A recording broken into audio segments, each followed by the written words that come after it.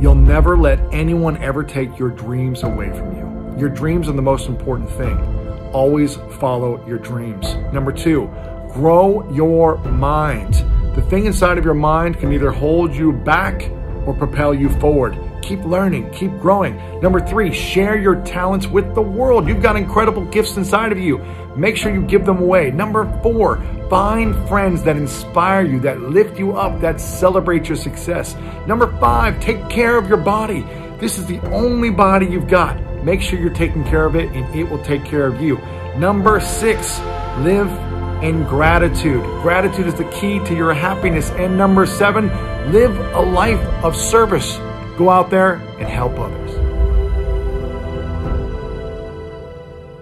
I want everybody to think about a subject or some area of your life where you're feeling held back. It could be your relationship, it could be you're not making progress in your career, it could be maybe in your physical performance or wellness. Think about one area where you're stuck in a box. Right? Now a box is like a cage, 3D box, and 3D is 3 dimensions. What keeps you in the box? 3 forces, and these are the 3 M's. Okay. And I want everyone to draw a circle, and in that circle, we're gonna draw a Venn diagram. You know what a Venn diagram is? 3 intersecting circles. And the first circle is your mindset, 3 M's. And I always alliterate everything because it helps you to be able to remember it better. First one is your mindset. Now, your mindset are your assumptions and your attitudes about something. Now let's break that down. For me, functionally, what your mindset is about this subject, and I want people to make this very personal. Think about something, an area you're held back. This is what you believe is possible, is your mindset.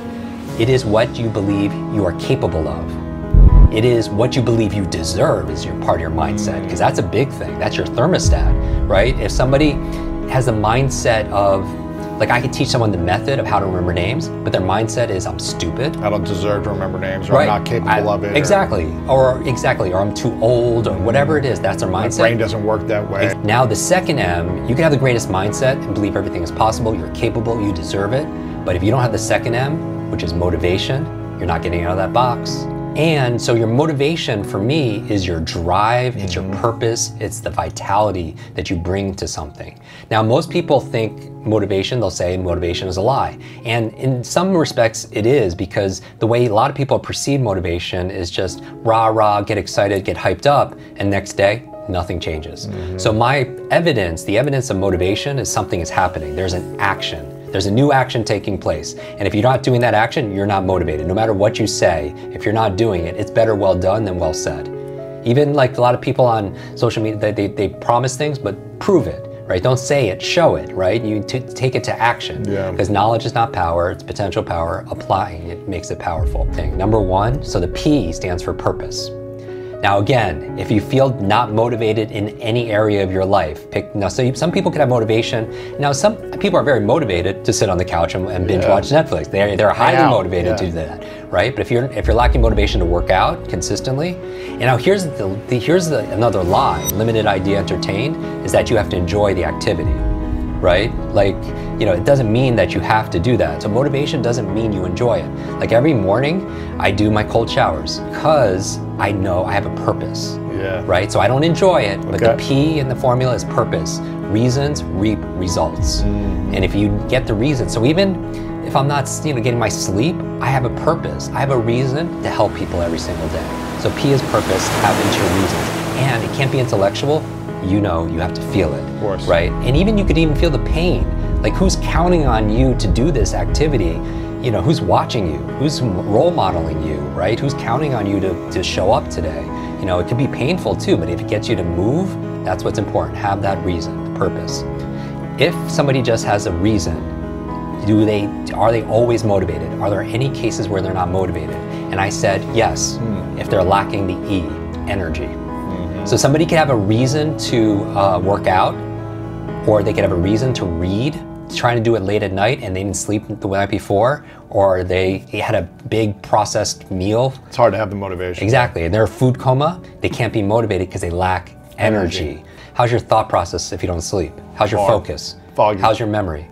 how you're making good decisions, right? I heard that was the advice, presidents give other presidents is like, don't make a big decision if you didn't get a good night's sleep, right? So I talk about sleep. So in the book, in Motivation, we do a whole section on finding your purpose and even life purpose and passion, and a whole area on optimizing your energy. Now you have energy to do it. I ask myself, okay, you have a purpose for something, to work out or whatever, you have, or to start this business, you have the energy. In what case, if you're like doing this critical thinking, in what case won't you be motivated? Let's say you want to start a business or whatever. You're just procrastinating on starting that business. Number one, you have the motivation, you really need it, and you know why. You have the energy because you're eating the right foods, you're maximizing your sleep, you're with not energy vampires. Yes, there is. S3. What the problem is you're making it too big in your mind. That will keep you from being motivated. Starting a business, like where do you even start? Or getting that perfect relationship or having perfect health, that's way, way too big. So what do? Small, simple steps. That's what will keep people unmotivated. They could have the reasons and purpose, they could have the energy, unlimited energy, but they don't know where to start. And because they make it too big in their mind. And a confused mind doesn't do anything. Confused mind doesn't do anything. So clarity is power. I like that. So small, simple step, all you have to do is ask a magic question. What is the smallest action I could take where I can't fail? It allows me, give me some progress, but I can't fail. What's the smallest step? Because what you do repeatedly becomes that habit, but it starts with a small, simple step. What's an example of that? I want people to read a book a week. It will change their life. I think if there's one thing that would change their life immediately, long term, it's just read every day. Reading is to your mind what exercises your body even more than audio. And my podcast, and I do everything on audio. I still encourage people to read because it activates a different part of your brain. Also, and I listen to audios when I drive, when I work out.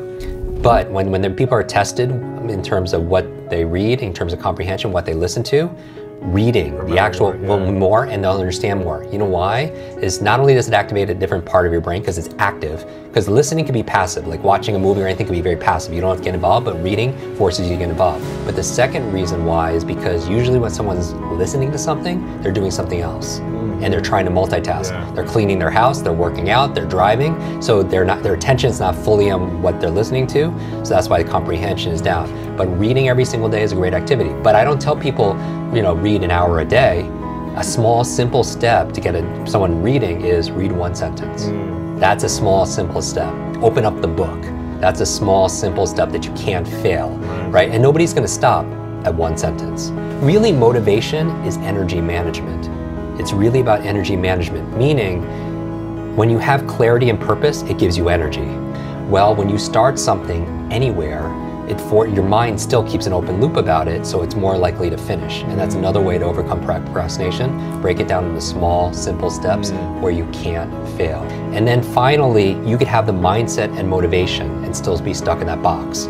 Because again, let's say you believe everything is possible, and that's your mindset, and you're capable, and you deserve it, and you're motivated, but if you don't have the last M, which are the methods, then you're stuck in that box.